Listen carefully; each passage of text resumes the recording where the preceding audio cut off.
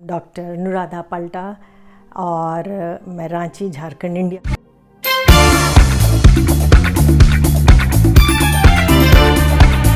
से। आज जो मैं बात करने वाली हूँ, किसी के रिक्वेस्ट पे ये वीडियो बना रही हूँ और आज हम बात करेंगे स्किज़ोफ्रेनिया के बारे में। स्किज़ोफ्रेनिया क्या है और वो कितने प्रकार के हैं, उसके क्या सिम्टम्स हैं, क्या नेगेटिव पॉजिटिव सिम्टम्स हैं और स्किज़ोफ्रेनिया के फिर क्या सिम्टम्स हैं, एंड देन हम बात करेंगे कि कितने प्रकार के हैं और वो हम लोग उससे कैसे डील कर सकते हैं, कैसे निजात पा सकते हैं और क्या वेरियस थेरेपेटिक इसके उपचार है। तो दोस्तों अंत तक ये वीडियो ज़रूर देखें, बहुत ही उपयोगी वीडियो है। ये वीडियो स्टूडेंट्स के लिए भी उपयोगी है जो एबनॉर्मल साइकोलॉजी की पढ़ाई कर रहे हैं और उसमें के लिए उनका एक ये इम्पॉर्टेंट टॉपिक है, और इवन जो कोई उपचार कर रहे हैं, थेरेपीज़ यूज़ कर रहे हैं, उनके लिए भी ये वीडियो उपयोगी है। तो काइंडली आखिरी तक ज़रूर देखें। अब स्किज़ोफ्रेनिया क्या है? स्किज़ोफ्रेनिया बेलोरेल ने कॉइन किया था, ये टर्म का इजाद किया।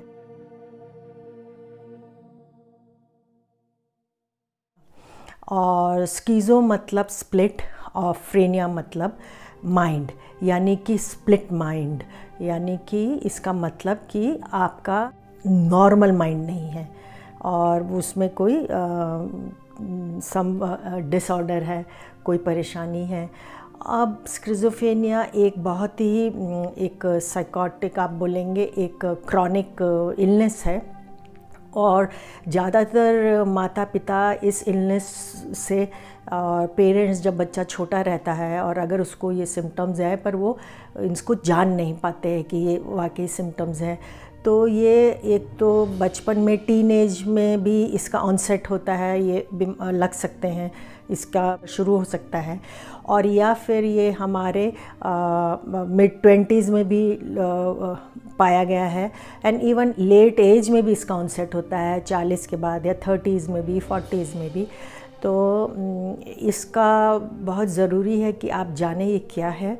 स्किज़ोफ्रेनिया का मतलब है कि जब स्प्लिट माइंड की बात करते हैं तो यानी कि हमारे थॉट्स, हमारे फीलिंग्स और हमारा बिहेवियर, यानी कि हमारे सोचने की शक्ति जो बिज़ार और कंफ्यूज्ड रहती है, और हमारे जो हमको कुछ अनुभव अच्छे से नहीं होता है, नॉर्मल अनुभव नहीं रहते हैं हमारे फीलिंग्स, और हमारा बिहेवियर बहुत ऑड हो जाता है और इरेटिक बिहेवियर हो जाता है, और हमारे नॉर्मल डे टू डे जीवन के फंक्शनिंग भी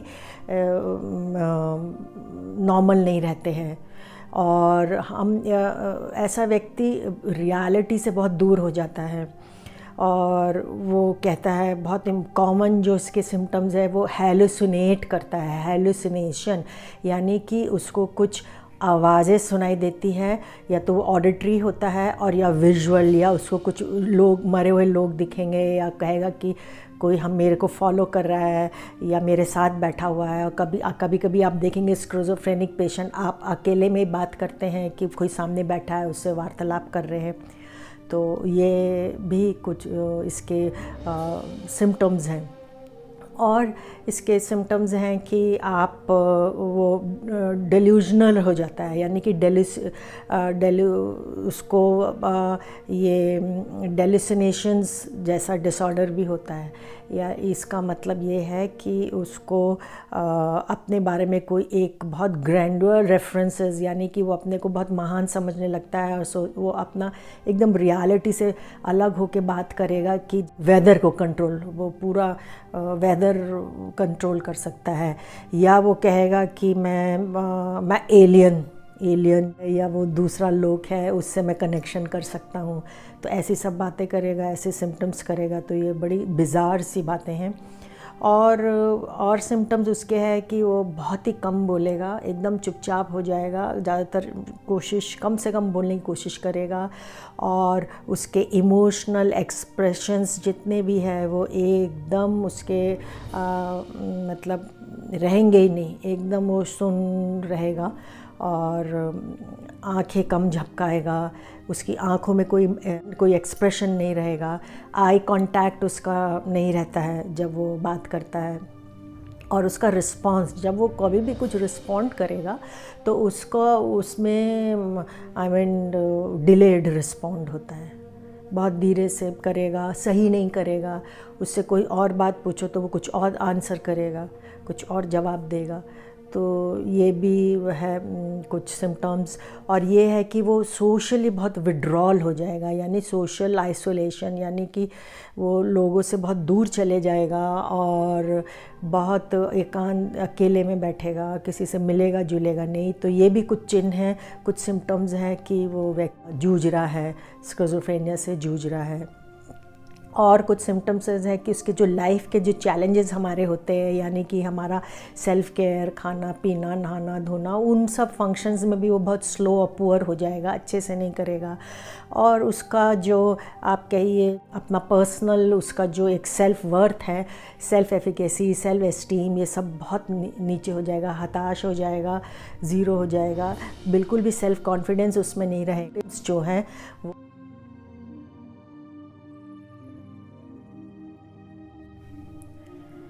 अब नेगेटिव सिम्टम्स क्या है?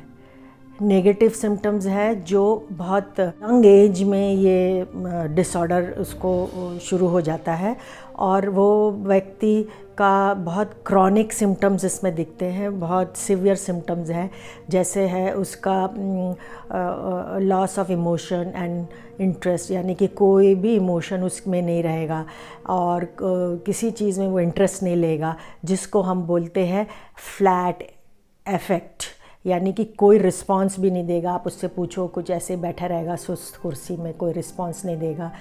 और एक और सिम्टम्स है एलोगिया, यानी कि बहुत ही पुअर स्पीच, बहुत ही उसकी जो स्पीच, जो बोलने का उसका जो आई मीन ढंग है, वो बिल्कुल ही नहीं बात करना चाहेगा।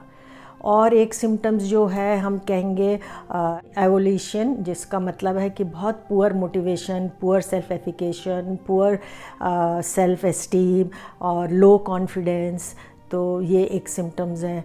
और एक ज़्यादातर ये जो पाया जाता है, ऐसे नेगेटिव सिम्टम्स वो पाए जाते हैं जो व्यक्ति सिंगल है, बहुत साल तक उनकी शादी नहीं हुई है और फ्रस्ट्रेटेड हैं, और या कोई विडोड हैं, और या कोई इवन डिवोर्स्ड है, या अकेले है, या कोई ऐसे हालात है, बहुत ही स्ट्रेसफुल हालात है, कोई सदमा लगा है, कुछ है, तो इसके कारण भी उनको ये सिम्टम्स उसमें पाए जाते हैं। और जो कुछ पॉजिटिव सिम्टम्स है, इसके पॉजिटिव सिम्टम्स क्या होंगे?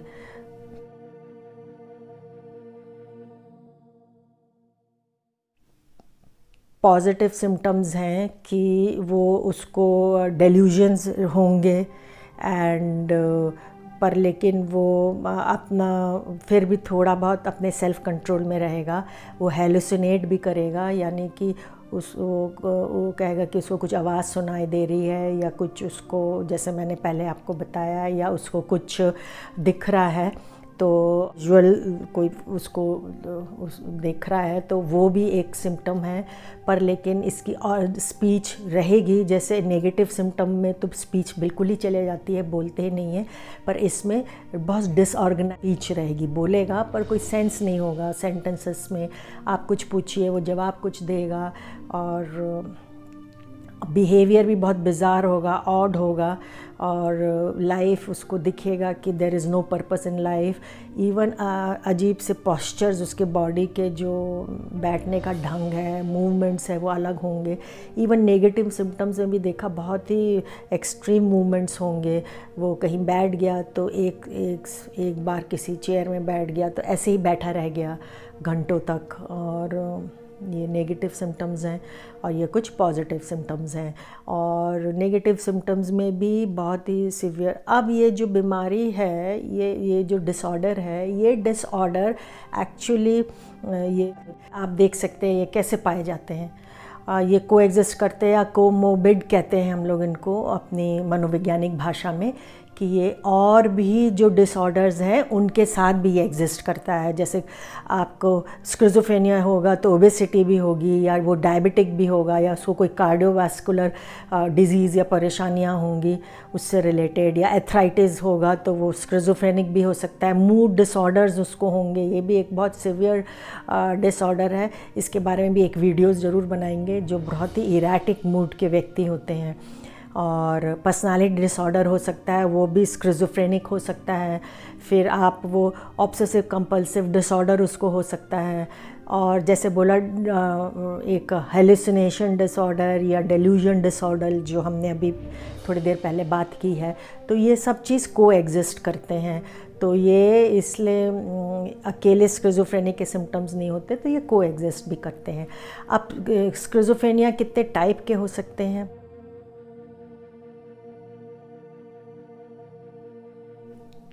एक तो सिंपल स्किज़ोफ्रेनिया है, जिसमें उसको वो ये कोई अर्ली सिम्टम्स होते हैं शुरुआत में, जैसे उसका बिहेवियर में चेंज होने लगेगा, हाँ, इराटिक बिज़ार बिहेवियर होने लगेगा, और एक उसके जीवन में, उसके व्यक्तित्व में एक लॉस ऑफ ड्राइव रहेगा, एक ऊर्जा नहीं रहेगी, लेथार्जी रहेगी, बोर हो जाएगा। ये एक अर्ली सिम्टम्स में से हैं। और उसमें कोई मोटिवेशन नहीं रहेगा, self esteem, self efficacy, confidence बहुत लो हो जाएगा उसका, और वो उसका किसी चीज़ में इंटरेस्ट नहीं लेता है, जीवन में कोई इंटरेस्ट नहीं लेता है, और आइडलनेस, बहुत लेज़ी आलस से दिखाएगा हमेशा। और वो सोशली धीरे धीरे विड्रॉल होने लगेगा, यानी कि आम समाज से, आम लोगों से धीरे धीरे साइड में, एकांत में जाने लगेगा, अपने को कट ऑफ कर लेगा। तो ये कुछ अर्ली सिम्टम्स है एक सिंपल स्किज़ोफ्रेनिया के लिए, और यही धीरे धीरे अगर इसका हम उपचार ना करें तो यही धीरे धीरे घर कर लेता है। और पैरानॉइड टाइप का एक स्किज़ोफ्रेनिया है, जिसमें ये हेलुसिनेशन और डेल्यूजन्स जैसे चीज़ें, बिज़ार बिहेवियर, लॉस ऑफ रियलिटी, ये सब चीज़ उसमें रहते हैं। और एक है कैटाटोनिक टाइप का, बहुत सारे किस्म के हैं, मैं आपको खाली मेन कुछ हाईलाइट कर रही हूँ। और कैटाटोनिक टाइप का है जो एक्सट्रीम इसके सिम्टम्स होते हैं, और इसमें एकदम totally memory loss, poor memory हो जाएगी आपका, एंड इवन बहुत मोटिवेशन हो जाएगा आपके। इवन बॉडीली मूवमेंट है वो भी कैटाटोनिक टाइप के हो जाएंगे। एक टिपिकल पोस्चर आपने देखा होगा, ऐसे पेशेंट्स ऐसे खड़े रहते हैं, या घंटे घंटे एक जगह बैठ जाते हैं, या फेशियल, अजीब से फेशियल एक्सप्रेस ये बनाएंगे। तो ये कुछ किस्म के हैं। तो अब जब आप इनको एक बार जान लेंगे कि भाई ये आपके क्या इनके ऐसे सिम्टम्स हैं, तो आप इसको इमिडिएटली कोई ट्रीटमेंट के लिए जाएंगे। और आप ये वीडियो एंड तक देखिए, क्योंकि मैं आपको बताने वाली हूँ बहुत उपयोगी थेरेपीज़ और इसके ट्रीटमेंट्स आप कैसे कर सकते हैं। और आप पर वो जो ट्रीटमेंट्स आप करेंगे वो किसी गाइड के, यानी किसी साइकेट्रिस्ट के अंडर या क्लिनिकल साइकोलॉजिस्ट के अंदर ही करेंगे। और आप प्लीज़, ये आपसे निवेदन है कि ये वीडियो अंत तक देखिए, ये बहुत ही आपके लिए उपयोगी है। अच्छा, अब हम बात करेंगे कि इनके क्या क्या कारण हैं जो ये ज़्यादातर स्किज़ोफ्रेनिया होता है। अब हम बात करते हैं कि क्या कारण है, what are the causes of schizophrenia. वैसे देखा गया है कि बहुत स्ट्रेसफुल सोशल एनवायरनमेंट जब रहता है, और ऑलरेडी पहले हम बात करते हैं इसका कारण क्या है। पहला तो है जेनेटिक कारण, और कोई ऐसा जीन्स अभी तक कोई सिंगल जीन ऐसा कोई रिस्पॉन्सिबल नहीं है स्किज़ोफ्रेनिया के लिए, बट लेकिन फिर भी रिसर्च स्टडीज़ में देखा गया है कि इसके कुछ जेनेटिक कारण हैं। और वो जेनेटिक कारण क्या है?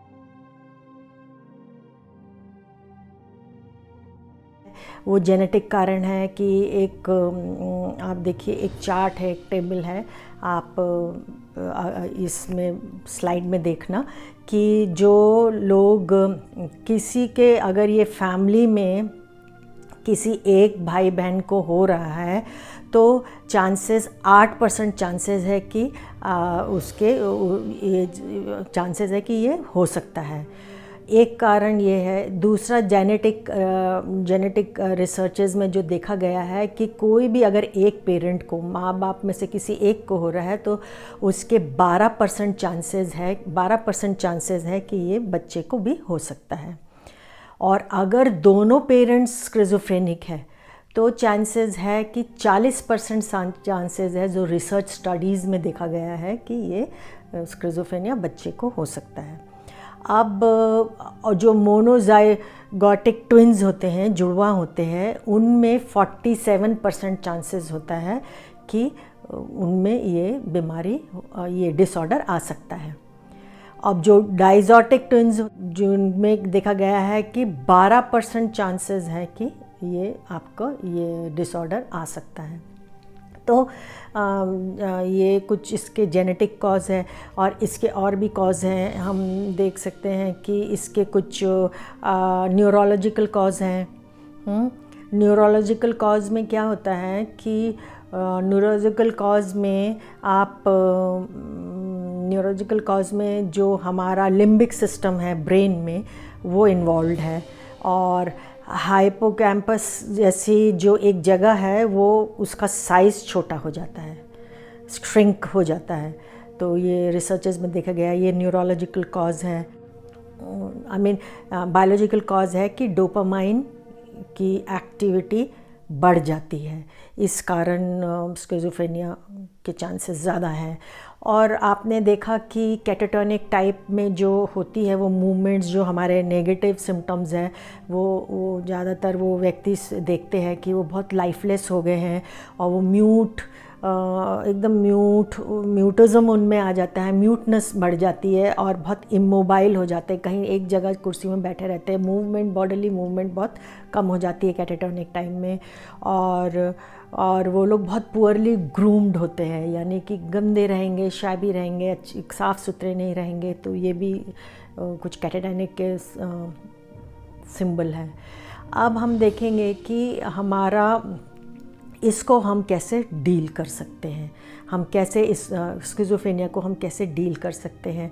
और आप लोग से रिक्वेस्ट है कि स्किज़ोफ्रेनिया अगर आप देखते हैं कि आपके बच्चों में या फैमिली मेम्बर में या किसी दोस्त में या किसी में आपको ऐसे सिम्टम्स, ऐसे लक्षण पाए जा रहे हैं, तो आप उसको कोई साइकेट्रिस्ट के पास ले जाइए, साइकोलॉजिस्ट के पास ले जाइए, और क्लिनिकल साइकोलॉजिस्ट के पास ले जाइए। और आप देखिए, ये हमेशा स्किज़ोफ्रेनिया को एक टीम के साथ आपको इसको ट्रीट करें, बिकॉज साइकोलॉजिस्ट है जो ये आपको इसका मेंटल स्टेटस एग्जामिनेशन करेगा, और वो आपको बताएगा कि ये वाकई इसके लक्षण हैं। उसके बाद आपको इसको डायग्नोस करने के लिए, इसके जो लक्षण है उसको आगे डायग्नोस करने के लिए आपको क्लिनिकल साइकोलॉजिस्ट के पास जाना है। और फिर आपको जो दवाइयाँ वगैरह और ये सब मेडिकेशन देते हैं, वो आपको देते हैं साइकेट्रिस्ट लोग। और आपको जो थेरेपिस्ट्स लोग होते हैं, तो वो आपको अपने अलग अलग किस्म की थेरेपीज़ आती हैं, जिससे आप उसका भी एक ट्रीटमेंट कराते हैं। तो आइए चलिए देखते हैं कि how can we deal with schizophrenia.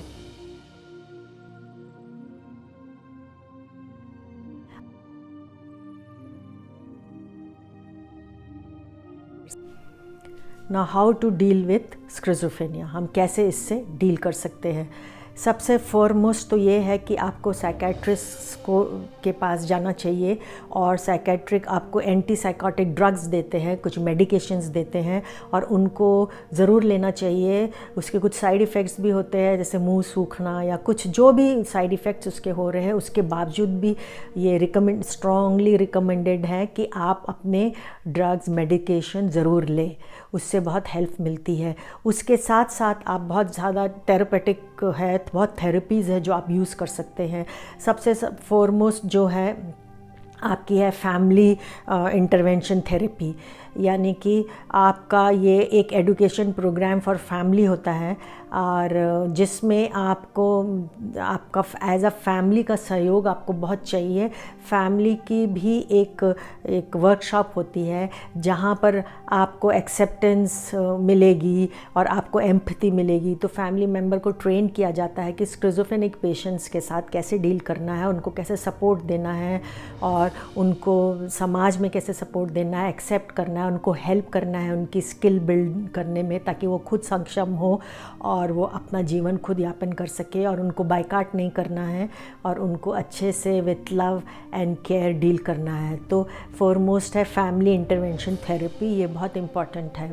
और एक और चीज़ है जो आप कर सकते हैं, एक थेरेपी और है जिसको हम बोलते हैं पर्सनल थेरेपी, जो आपके एक साइकोथेरेपी का पार्ट है, जो आपको पर्सनल अपना सेल्फ इम्प्रूवमेंट के लिए आपको ये थेरेपी दी जाती है। इसमें आप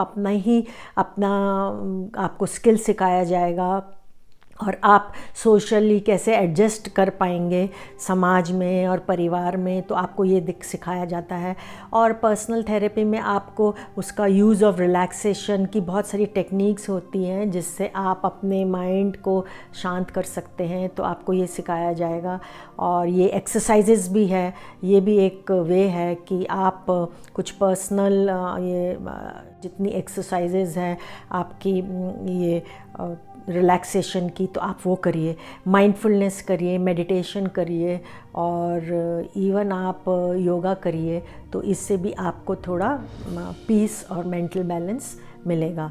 अब कुछ है जो आपको सिखाते हैं कि साइकोलॉजी, साइको एडुकेशन जिसको हम बोलते हैं, उसमें आपको सेल्फ रिफ्लेक्शन करना सिखाएंगे। आप अपने आप के लिए अपने बारे में अवेयर आपको कराएंगे और आपके उसमें आपको ट्रेनिंग देंगे कि आप क्यों स्ट्रेसफुल हो रहे हैं और आपकी क्या परेशानी है और आपको क्या क्या चीज़ है जो एनवायरनमेंट में या सोशल एनवायरनमेंट में या घर में या बाहर में जो आपको ऐसे सिम्टम्स या ये डिसऑर्डर के लिए ट्रिगर करता है, आपको एक्साइट करता है। तो ये सब चीज़ सिखाएंगे साइको एडुकेशन।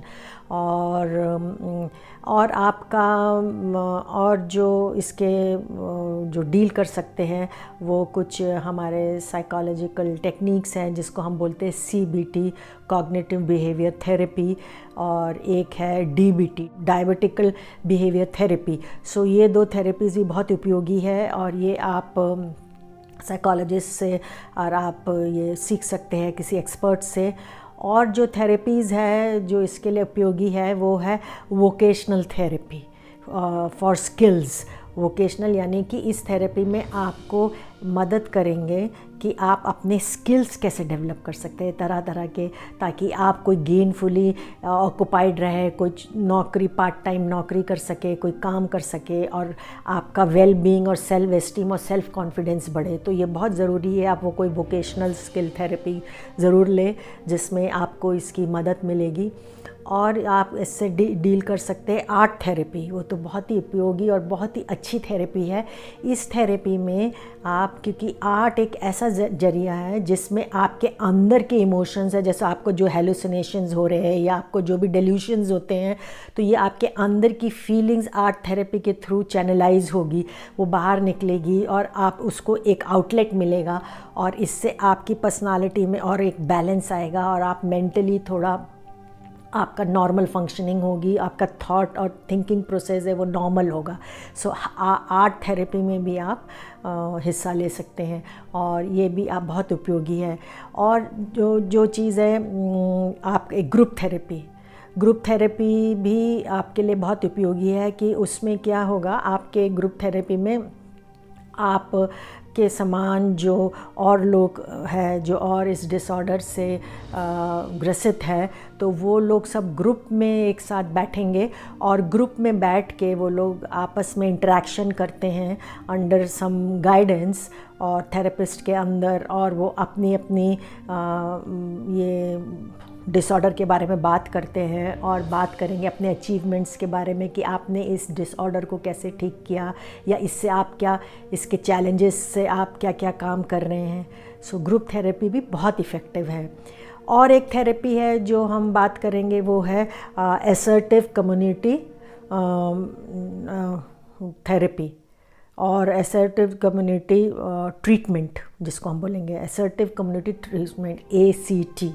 ये बहुत उपयोगी है। इसमें क्या होता है कि कम्युनिटी से, हमारे जो सोशल कम्युनिटी है, हमारे समाज से ही कोई डॉक्टर, कुछ नर्सेस, कुछ साइकेट्रिस्ट, कुछ clinical psychologist and even physiotherapist and जो भिन्न भिन्न प्रोफेशन, मेडिकल और ये एसोसिएटेड इन चीज़ों के जो आपस में रहते हैं एसोसिएटेड, उन लोगों को उन एक्सपर्टीज़ के गाइडेंस के अंदर स्किज़ोफ्रेनिक पेशेंट्स को ट्रेनिंग दी जाती है।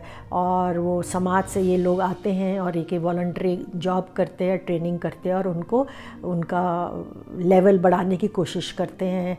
और ये एक kind of a group activity, एक समाज की असर्टिव कम्युनिटी ट्रीटमेंट है।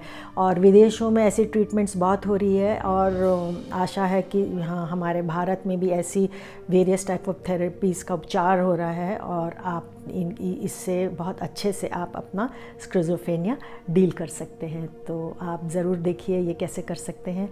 एंड दोस्तों, ये बहुत इम्पॉर्टेंट है कि आप जो भी ये लक्षण हो रहे हैं इसको ओवरलुक ना करें अपने परिवार में, बच्चों में या किसी में भी। और ज़रूर किसी एक्सपर्ट के पास जाके, साइकेट्रिस्ट के पास जाके आप अपने आप को दिखाएं और उनकी मदद करें, अपनी मदद करें और या उनकी अपने परिवार वालों की या जान पहचान वालों की मदद करें।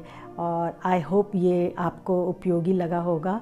एंड ये बहुत ही इम्पॉर्टेंट और सीरियस एक इलनेस है जो हमारे समाज में, और इसके लिए बहुत ज़रूरी है ये अवेयरनेस। और तो आशा है ये वीडियो, जिन्होंने मेरे से रिक्वेस्ट करी उनको ये वीडियो अच्छा लगेगा। अपने कमेंट्स ज़रूर दें और प्लीज़ मेरा वीडियो सब्सक्राइब ज़रूर करें जो भी देख रहे हैं, बिकॉज़ ताकि मैं आपको लेटेस्ट अपडेट मिल जाएगा। Bye for now.